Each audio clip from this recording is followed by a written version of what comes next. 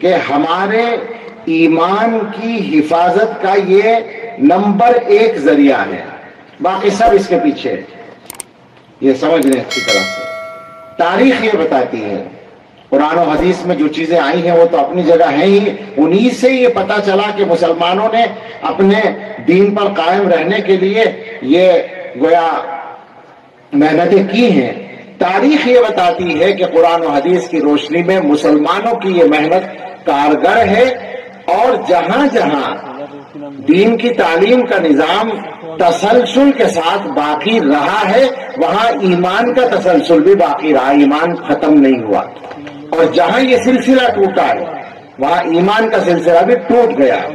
یہ تجربہ ہے تاریخ کا۔ اسپین میں تعلیم کا سلسلہ ٹوٹا ہے، دین کی تعلیم کا، مسلمان ختم ہو گئے۔ روس اور ترکی میں تعلیم کا سلسلہ ختم نہیں ہوا، جس طرح ہو سکا مدرسے چلائے، تعلیم دی ہے۔ حیرت ہوتی ہے، تہخانے بنا بنا کر ان کے اندر بچے اور استاد 6 مہینے اندر بند رہے اور قرآن یاد کرایا۔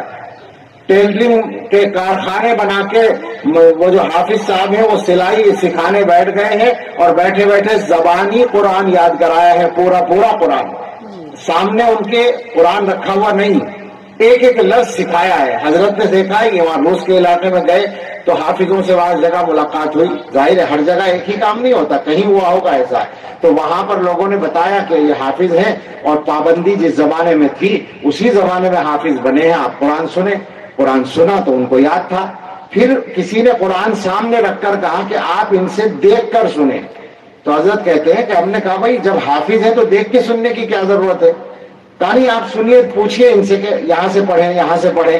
اب وہ دیکھتے ہیں تو ان کو پتہ ہی نہیں ہے، دیکھ کر پڑھنا آتا ہی نہیں ہے، اور پورا قرآن یاد ہے۔ تو حضرت نے پوچھا بھائی یہ کیا قصہ ہے؟ تو پتہ چلا کہ انہوں نے اس طرح حفظ کیا ہے کہ حافظ صاحب نے سلائی کا کارخانہ کھول لیا، اب قینچی چل رہی ہے اور بٹن اور کاج ہو رہے ہیں اور مشین چل رہی ہے، اور وہ بیٹھے ہوئے ایک لفظ، جیسے چڑیا اپنے بچے کے منہ میں دانے دیتی ہے، ایک لفظ رٹوا رہے ہیں بیٹھ کر، اس طرح پورا قرآن یاد کرایا ہے۔ اور ترکی میں علماء نے ٹرینوں کی سیٹیں ریزرو کرا لی، روزانہ بیٹھے اپنے یہاں سے اور 3 گھنٹے کا سفر کریں اور پھر دوسری ٹرین میں بیٹھ کر واپس آ جائیں۔ یہ جو راستے کا سفر ہے اس میں پڑھا رہے ہیں قرآن، اس طرح پڑھایا۔ تو فائدہ اس کا، نتیجہ یہ ہے کہ روس میں جب وہ جبر کا نظام ختم ہوا تو ازبکستان اور قزاقستان اور ترکمانستان اور کیا ہیں وہ، ان سب میں مسلم آبادی، چاہے دینی حال جو بھی ہو ان کا، مگر وہ اپنے آپ کو مسلمان کہتے تھے، 99% 98% موجود تھے، صرف اس لیے کہ وہاں اللہ کے دین کی تعلیم کا سلسلہ جاری تھا۔ اور ترکی میں تو اس سے بھی زیادہ مضبوطی کے ساتھ قائم تھے دین پر۔ تو اس لیے آپ سمجھ لیں کہ یہ مدرسے اللہ کی کتنی بڑی نعمت ہے۔ ان مدرسوں کو محفوظ رکھنا، باقی رکھنا، مضبوط کرنا، یہ ہم سب کی ذمہ داری ہے۔ اور اس ذمہ داری میں 2 پہلو ہیں، ایک ہم لوگوں کا ہے جو مدرسے چلاتے ہیں، اور ایک آپ کا ہے۔ مدرسے چلانے والے علماء کا کام یہ ہے کہ چونکہ مدرسہ صحیح چلانا ضروری ہے باقی رکھنے کے لیے، تو صحیح چلائیے، دیانت کے ساتھ چلائیے، ذمہ داری کے احساس کے ساتھ چلائیے، اور انصاف کے ساتھ چلائیے۔ یہ ایک نظام ہے، ہر آدمی سے اس کے نظام کے متعلق سوال ہوگا، اس کی رعیت یعنی نگرانی میں جو نظام ہے اس کے متعلق سوال ہوگا، تو مدرسے کے ذمہ داروں سے اس کا سوال ہوگا۔ تو ہمیں مدرسے کو ٹھیک چلانا ہے، مدرسہ ٹھیک چلائیں گے تو مدرسہ باقی رہے گا انشاءاللہ۔ اور مسلمانوں کی ذمہ داری یہ بنتی ہے کہ مدرسے میں 2 کام کرنے ہیں، ایک تو مدرسے کا تعاون کرنا ہے، اور ایک مدرسے میں اپنے بچوں کو پڑھانا ہے۔ آپ اپنے بچوں کو جو چاہے مناتے ہو، ہمیں اس سے بحث نہیں ہے، مگر ہم یہ بتا دیں کہ آپ چاہے جتنے قابل ہو جائیں، اگر آپ کے بچے نے قرآن یا دین نہیں پڑھا ہے تو وہ بیکار ہے۔ صاف لفظوں میں سن لیں کہ اس کی کوئی قیمت نہیں ہے، اس لیے کہ آپ نے 25 سال اور 20 سال محنت کرا کے جو بچے کو ڈگری دلائی ہے، اس سے اگر نوکری ملی تو 50 سال کی روزی کا انتظام ہوگا، اور اس کے بعد وہ مر جائے گا۔ مرنے کے بعد جس زندگی سے واسطہ پڑے گا اس کی تیاری کے لیے یہاں آنا ضروری ہے، مدرسے میں آنا ضروری ہے، کوئی ہنسی کھیل نہیں ہے۔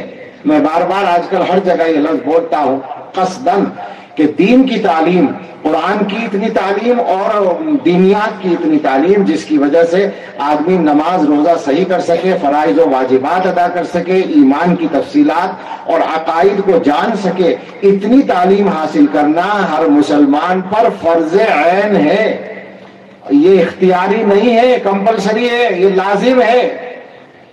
آپ اگر اپنے بچوں کو اس لازمی تعلیم سے محروم رکھیں گے تو ان کا نقصان تو ہوگا ہی ہوگا، آپ کا اس سے پہلے نقصان ہوگا۔ قیامت میں پہلے وہ بچہ آپ کا دامن پکڑے گا، یہ حدیث میں موجود ہے صاحب، وہ پکڑے گا، وہ کہے گا اللہ سے کہ یہ باپ ہے جس نے مجھے نہیں سکھایا تھا، اس سے پوچھیے کیا جواب ہوگا وہاں۔